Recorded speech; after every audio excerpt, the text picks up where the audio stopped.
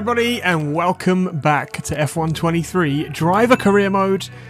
And today we're headed to the Spanish Grand Prix. Now, last time out in Monaco was quite something. It's not a track I normally do very well at, but I think the result was pretty good. Here's some highlights from the race. This was the race start. We got a little bit eager trying to go down the inside on a Red Bull of all things into turn one. Didn't quite work out. And then later in the race, Alonso decided he'd had enough of sitting behind us and sent one at the last couple of corners and did a bit of drifting. That was fun.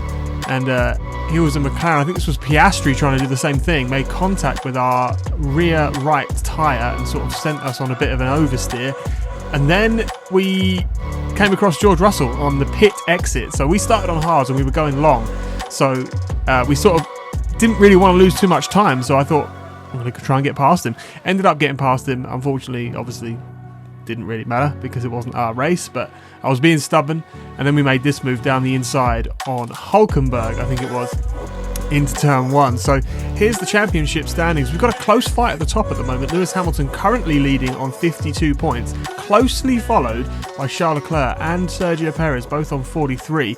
Max Verstappen, who I thought we'd be seeing a lot more of, down in 5th at the moment. So a long way to go. It could all change. I expect it to change quite a bit, actually, as the season draws on. But let's head to qualifying for the Spanish Grand Prix, minus the final chicane.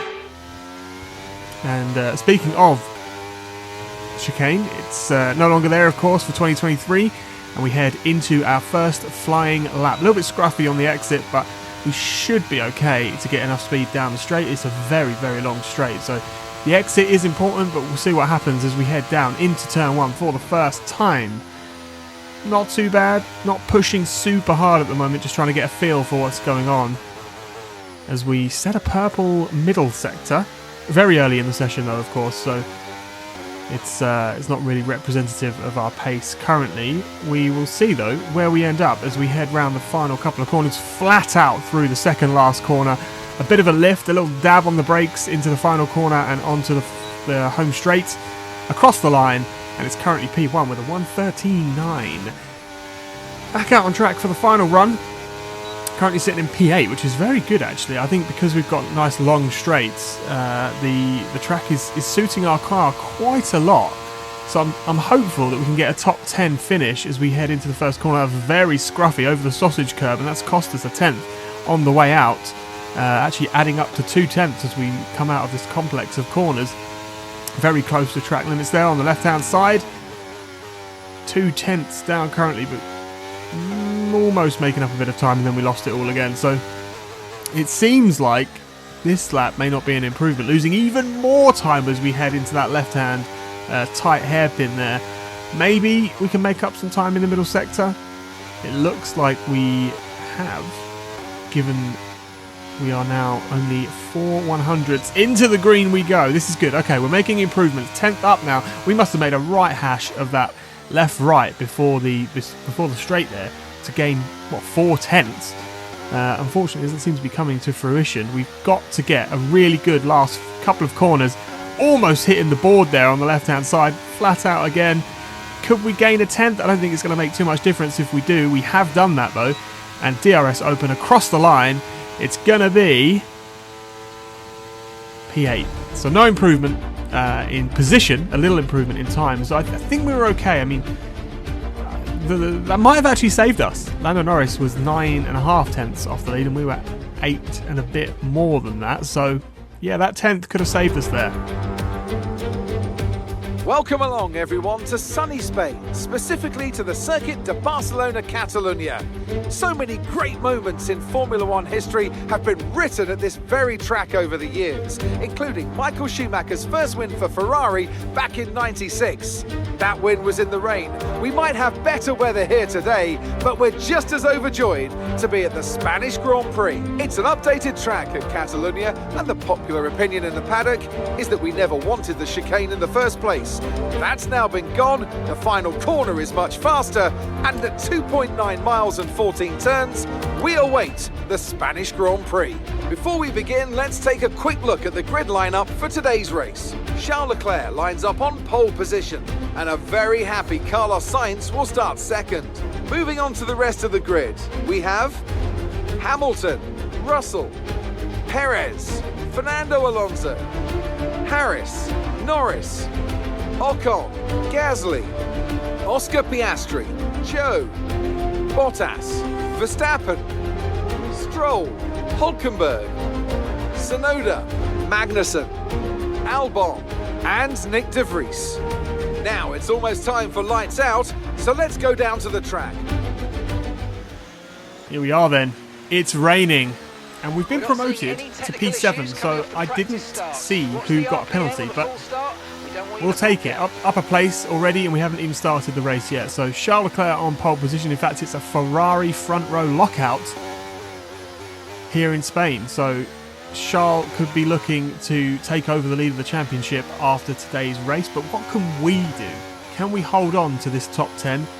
We are about the 6th, 7th best car at the moment, so fringe points is what we're after. We've had a few flash in the pan performances where we got P5 in Imola. I don't think it's going to happen very often, but let's see what we can do. Lining up on the grid then. Superb parking there, mate. Let's make sure we get the edge on the surrounding drivers as the lights go out. Waiting patiently as the 5 red lights come on. 2 Ferraris at the front.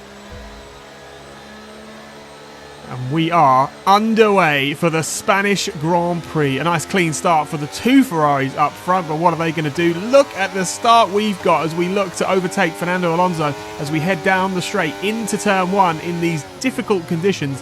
Doesn't look like we're going to be able to make that stick. We're going to have a little look though. No, we don't. Play it safe. We want to just get to the end and finish in a really good position. So Fernando Alonso keeps his 6th position. Charles Leclerc still out in front from Sainz. Here's George Russell going down the inside on Sergio Perez. Can he make that stick as we head through the first sector and into the second?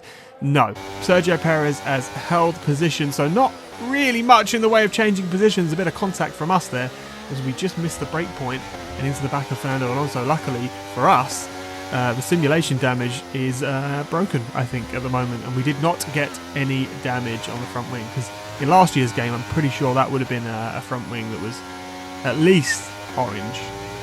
But here we are. Here's Lando Norris going to the outside. We're going to defend that one and hopefully hold on to it. He's there. He's going to try and hang it round the outside. That's not going to work surely in these conditions, but it might just, as he's still there on the inside as we come round the 3rd sector.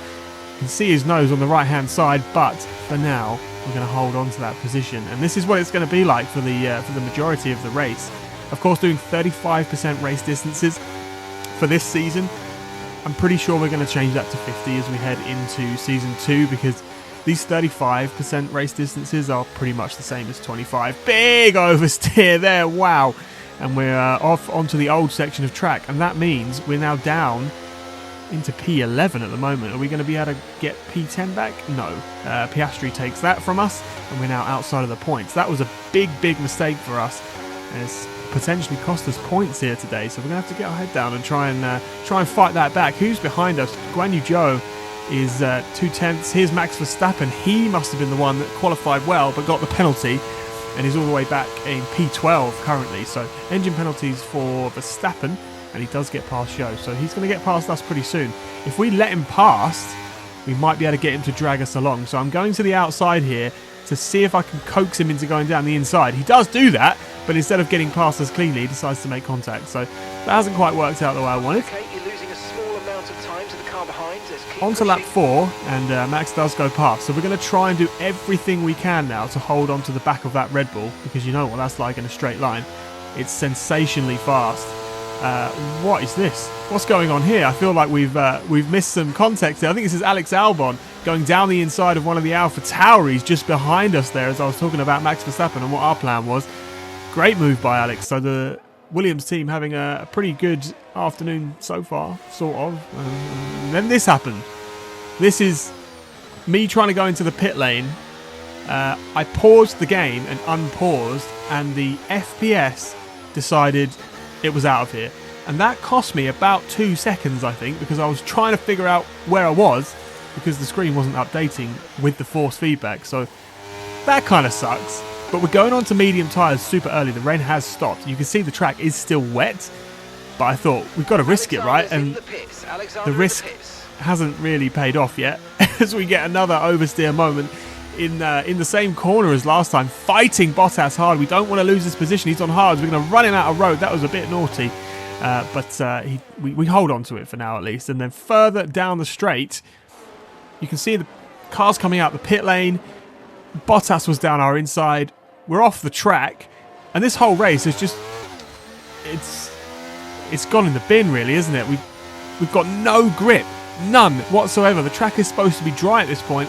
The AI are all fine on slicks. I should be as well, but my goodness, offline, the grip just doesn't exist. You see, I can check in my tyre temps here to see what's going on, because am I overheating the tyres, or are they too cold? But they seem fine. They're in the working window of about 90 to 100.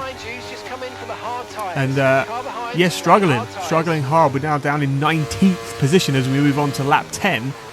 And just in front of us as we go very deep into turn 1, yet again because of the lack of grip. I haven't quite adjusted to the fact that we haven't got any grip at the moment, so I'm trying to really push. But it's a struggle. I'm going backwards here in this race as Magnussen decides he'll have that position from me and relieve me of P18. And we're going to see if we can go back on the outside as we head into the hairpin. Can we do it? I don't think so. I think he's just got way more confidence, way more grip than we have. And unfortunately, what was looking to be a very promising race has turned around quite drastically against us. Down in P19, and we head on to lap 13 now, which is, you can see how much grip and confidence we don't have. Magnussen's got a 7-second gap to us now. This is preposterous. How is this possible that we were fighting for points and now we are so far back, as De Vries is right there as well. He was a good 5 or 6 seconds behind us at one point, and he's closed the gap. So whatever pace we had, it's not there anymore, and I think we're going to have to concede the fact that Nick is going to go down the inside and take this position as well. We try and fight it, but it might not be worth it as we come around here. We are going to hold on to it for now, but do we really want to be fighting? Oh, he's made contact with us. Straight into the back of our rear wing. I think he was sort of indecisive as to whether he was going to make a move. And on to the next lap. We kept him behind, but he's going to sail past with DRS. Of course, down the inside we go. And we're thinking we might as well have a little scrap for P19 since that's where we are. And we are going to get that place back. So it's been a difficult race so far, this one. You can see the leaders are already up in Sector 3. That's how big of a gap there is now. And Nick De Vries is back past us again. So a race to forget, this one, I think, as we dip a little wheel onto the grass. Oh, good. Brilliant. Just to top it all off, we've lost our engine. No radio message to let me know that, actually. Just a bit strange, but yeah, engine gone, dead. We're out of the race. That just sums it up, really. Maybe that's why we had no pace. Maybe the engine was on its last legs and it just wasn't making power. But team effort then, which has paid off in spades.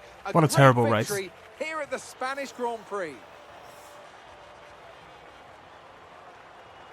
So, Natalie, what do you think helped them deliver this result? Well, confidence breeds confidence. Success breeds success. They are very much enjoying a purple patch right now.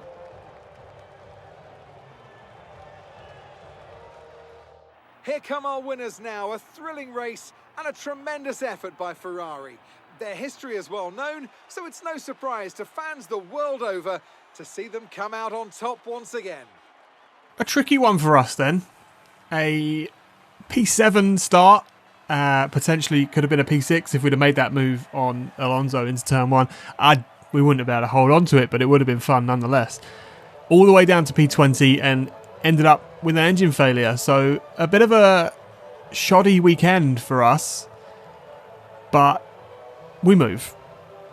Canada is the next Grand Prix, I believe, and that is always a fun one. So we'll try and get the momentum back that we had coming off Imola, and see if we can score a couple more points and just keep ourselves sort of in that midfield fight in the constructors. I think we've got a good chance. We've scored obviously a good chunk of points already. That could really help us come later on in the season. So we'll just try and keep that there you go. There's our DNF from P7 all the way down to P20. And yeah, it was a tricky one. Charles Leclerc takes over as the championship leader, moving 10 points ahead of Lewis Hamilton, who's now matched on points with Sergio Perez. So it seems like whoever's in second and third is just going to be matching on points all the time. But Carlos Sainz still in fourth, Max Verstappen in fifth. So another tricky weekend for him as well with that engine penalty. So maybe he'll bring it back later on in the season. Ferrari, of all people, are currently leading the constructors. Who'd have thought?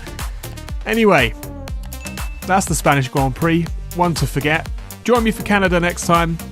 If you're new here, subscribe to the channel, leave us a like, drop a comment below, and I'll see you for the next one.